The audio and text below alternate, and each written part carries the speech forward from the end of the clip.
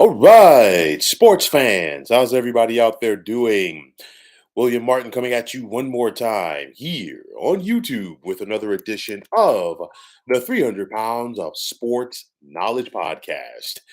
Now, desperate times call for desperate measures, and for Atlanta Falcons head coach Arthur Smith, he is calling another audible in the hopes of getting his team to the postseason. Smith has decided to once again bench quarterback Desmond Ridder in favor of Taylor Heineke. Now, this marks the second time this season that Smith is benching Ridder in favor of Heineke. And you look back at what has happened recently. The Falcons have come off of a pair of tough losses. A tough loss a couple of weeks ago at home against the Tampa Bay Buccaneers, and then they just lost to snooze fest this past Sunday in the rain on the road against the previously one-win Carolina Panthers.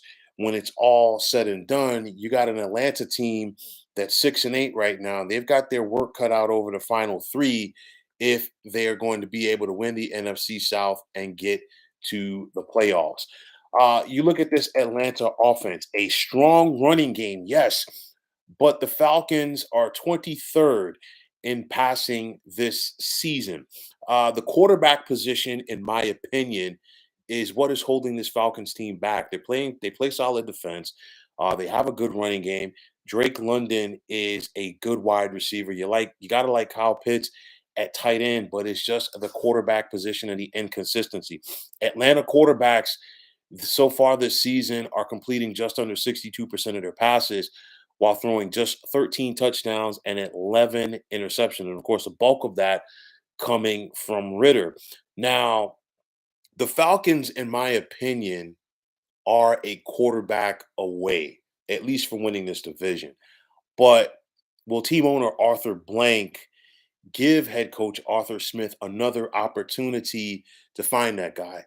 Smith is 20 and 28 in 2+ years as the Falcons head coach. And then, of course, uh, the comments made earlier this week by Arthur Blank in regards to Arthur Smith are cryptic. And I say that from the standpoint he was asked about Smith's future, and he basically said, "We'll let the season play out."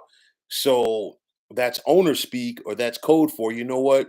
You better get your act together over these next 3 weeks, or we're going to find somebody that's going to get the job done for this club.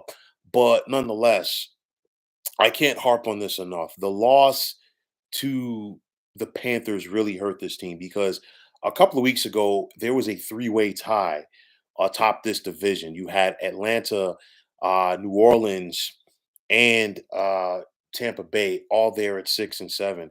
Tampa Bay shocked some people. They went on the road this past Sunday and beat the Green Bay Packers, while the Saints were able to take care of their business at home against the New York Giants. Both of them are 7-7.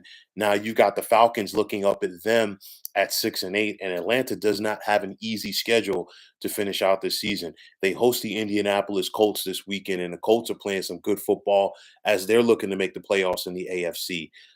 They then travel to Soldier Field to take on the Chicago Bears, and the Chicago Bears coming down the stretch have been playing better.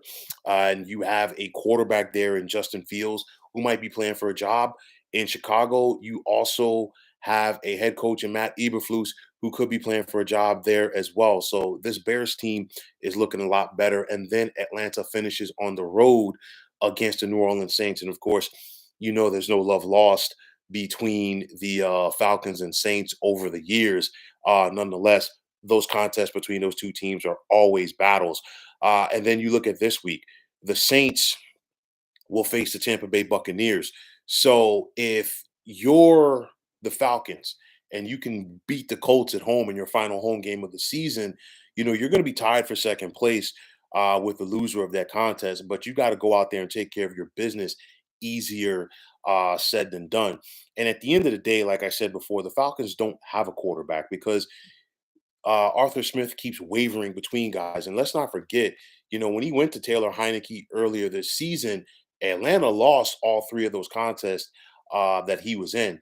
And the Falcons, if they miss the playoffs, they're going to look back at a couple of games that, you know what, those are the games that really hurt them. One game that comes to mind, week number 9 at home against the Minnesota Vikings, where they hosted the Vikings fresh off of acquiring Josh Dobbs earlier that week, and he was inserted as a starting quarterback for the bulk of that game. And of course, the Vikings went on to pull off the upset on the road. The Tampa game a couple of weeks ago, and then of course this Carolina game this past Sunday. So if the Falcons do fall short of making the postseason, they're going to look back at those contests as what could have been. I guarantee it. But at the end of the day, the quarterback position is so important in football. You cannot go back and forth between that position. And it's one of those where if you have two quarterbacks, you really don't have one, because Desmond Ridder is not a franchise quarterback and neither is Taylor Heineke. Both of them are backups. And like I said, the Falcons out there trying to play musical chairs with the most important position on the field this late in the season is not good. So the question is going to be, is there time for the Falcons to turn things around and get to the postseason? I'm going to say no. And I'm going to say no because it's a tough switch. We haven't seen enough from Taylor Heineke to say, you know what, he's going to be the guy to turn things around. And then Atlanta is facing a tough schedule coming down the stretch as well.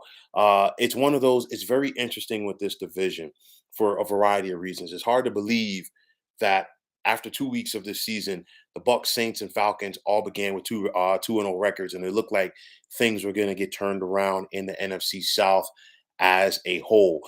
Remember, last year the Bucks won this division with a record of 8-9. Everybody else finished 7-10, and I did expect to see some improvements from the New Orleans Saints this year with the acquisition of Derek Carr. I was completely wrong on that.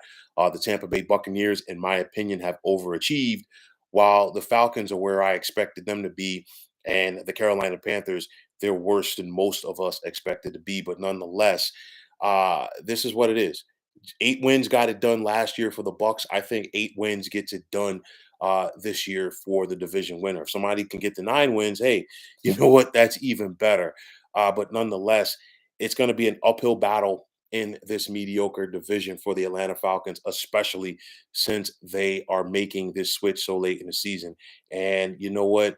I'm not going to go out there and say it's a guarantee, but the way that Arthur Blank is talking, Arthur Smith's days in Atlanta with the Falcons could be numbered. So, folks, that's going to wrap it up. And as always, I want to take this time out to thank you for tuning into the 300 Pounds of Sports Knowledge podcast here on YouTube. I want to take this time out to thank all of you fine folks out there for tuning in. And if you haven't already, please feel free to subscribe to this channel. Now, if you're on the X, formerly known as Twitter, please feel free to follow me at 300 Pounds of Sports. And like I always say, if you follow me, it'll be my pleasure to follow you right back. There's also the sports discussion group on Facebook at the Sports Depot 365. Now you can check it out, drop a line, and be a part of one of the better sports debating sites going on social media. So once again, fine folks, my name is William Martin, and I am signing off. And I'm saying take care and have yourselves a wonderful day.